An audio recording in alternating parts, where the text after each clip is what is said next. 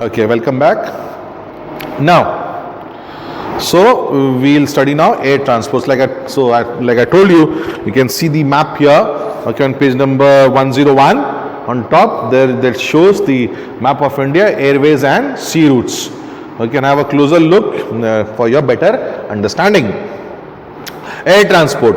Aeroplanes are the fastest and most expensive means of transport. Please underline. So aeroplanes are the fastest, no doubt. They travel at a very faster speed and they are expensive because of lot of reasons.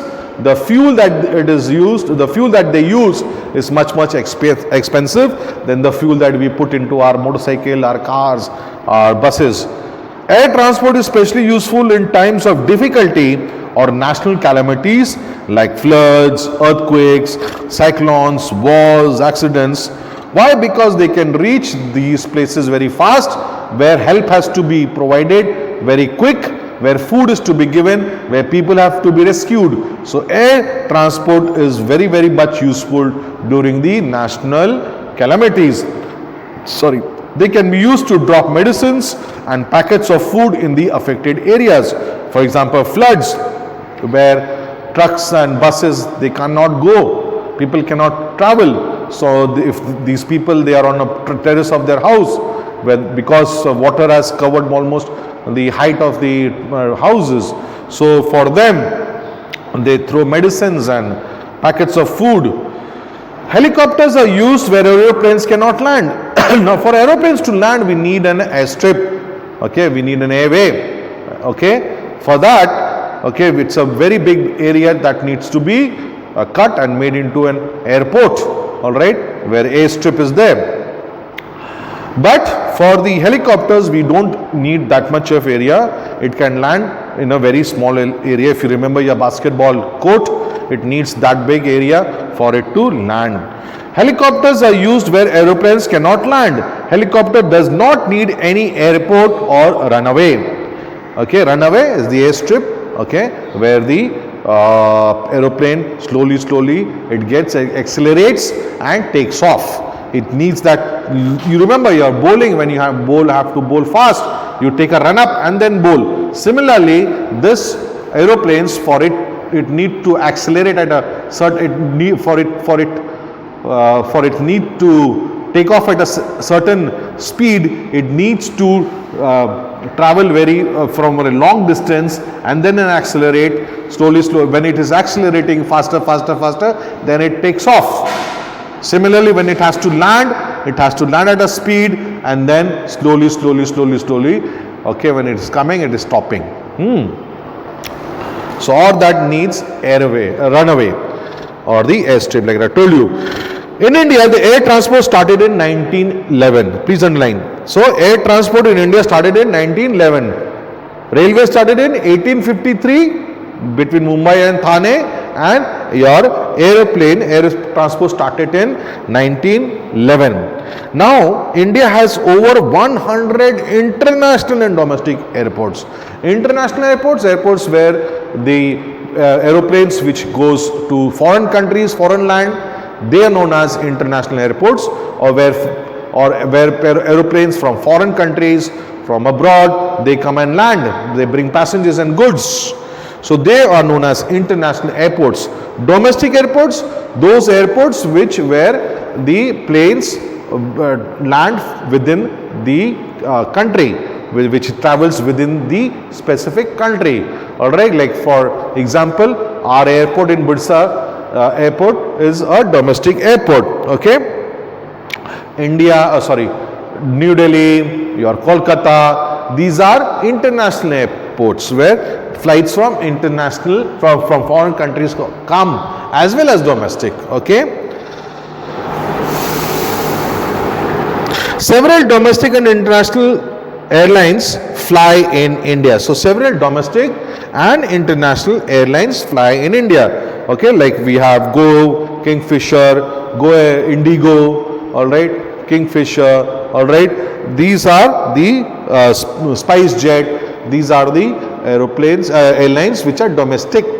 Okay, which are made by our own country. These are private airlines. All right. Earlier we had Indian Airlines which could travel domestically, and Air India for to travel abroad or internationally. But later on they became as one. Okay, all right, they became as one, and then now we have many private airlines which are traveling inside the boundary walls, inside the borders of our country. Some of them they go to Dubai also. Okay, so Jet Airways, Kingfisher, SpiceJet, Indigo, Go Air, all these are the domestic airlines. In earlier Indian airline, okay, several domestic and international airlines. International airlines like British Airways, Cathay Pacific, okay, Pan Am, okay, JAL is Japan Airlines, okay, all these they are coming from abroad, okay, they are coming from foreign countries and they are landing and taking people also from our cities.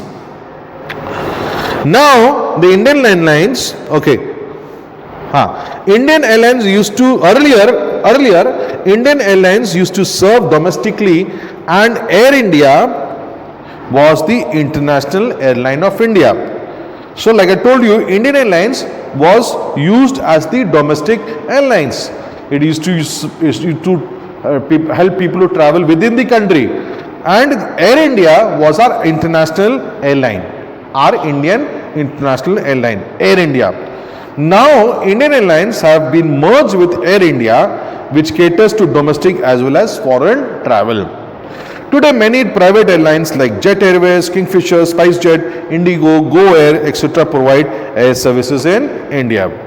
Major international airports in India are Indira Gandhi International Airport of Delhi, Chhatrapati Shivaji International Airport of Mumbai, Subhash Chandra Bose International Airport of Kolkata, Chennai International Airport of Chennai, Rajiv Gandhi Airport of Hyderabad. These are international airport. Then we have Cochin International Airport of Kochi, Trivandrum International Airport of Thiruvananthapuram, Sardar Vallabhbhai Patel International Airport of Ahmedabad. Let's see what's written in the amazing fact. In the amazing fact, Kerala has 3 of the 14 international airports in India. So Kerala is one state of all the 14 international airports that we have, 3 of them are there in Kerala. Okay, so Kerala needs lot of foreign travel. Travel and tourism. India is a tourist paradise. Paradise, a place like heaven, beautiful place. People love to come to India. So India is a tourist paradise. All right. Our country has different kinds of tourist places, which include historical places, beaches, pilgrimage centers, mountain resorts.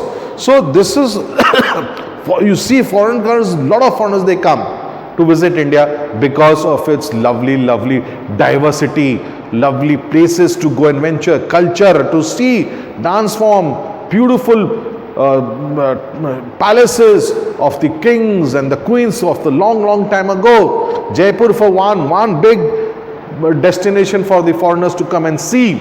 All right. Tourism earns good foreign exchange and provides employment to thousands of people. All right. Tourism provides foreign exchange, means it brings us foreign currency. Foreign currency are very good, okay, compared to India. Some of the foreign currencies are good, all right, and they bring foreign money to us, okay, which means we are getting extra money. Now so tourism also helps to generate employment. For a traveler to go to a certain place, there are so many things that he needs.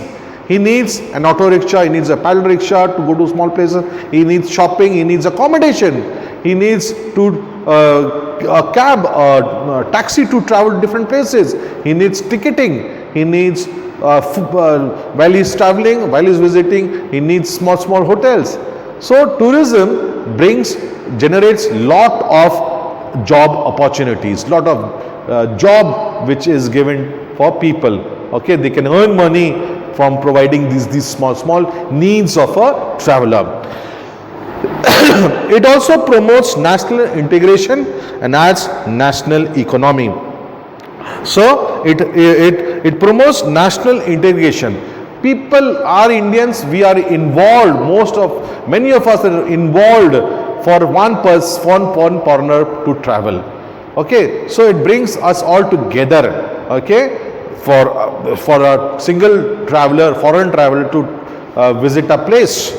So it like we have an integration, okay, among us.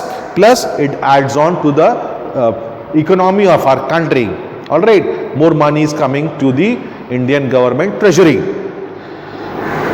So that brings to the end of our chapter, and there are certain things that we need to remember. There are three types of transport: land, water and air. Okay, India has one of the largest networks of roads in the world. India has the largest railway network in Asia. Air travel is the fastest means of transport. Means of transport promote national integration. Okay, it brings people together.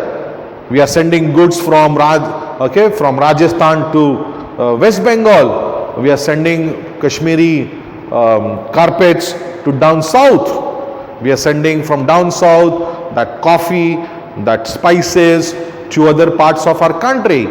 All right. So all this are bringing us together. All right. So it kinds of promote national integration. Now there are these questions and answers on page number 102. You please do it on your own. Okay. You can do it on your own. All this A, B, C and D. You can do it in your SST copy. Neat and tidy. Please do not forget to write the question, then the answer, question, then answer, question and then answer. All right. Don't leave these questions here and only do the answers in your notebook. No. Please, if you start from say question number A, right, answer the following questions. Write question number 1, then write the answer. Then write question number 2, then write the answer. Then question number 3, then answer number 3, like that. And fill in the blanks, write the complete sentence, then fill in the blank. Just don't write the words which are missing there or which needs to be filled. No, you write number B, fill in the blanks, write this full sentence, leave the blank there. Similarly, do all these, okay, and at the end, fill in the blanks. Do you understand? With the complete sentence written. True and false, here also, number C, write true or false, write the full sentence, then state here whether true or false. Do not write number 1, false, number 2, false, number 3, true. No, not like that. Write the full sentence. Number 1, national highway connect the state capitals. So you write true. Do you understand? Similarly, number 2, India has the largest railway network in the world. Say false, okay, because we have the second largest in the world, okay. It is second largest, or we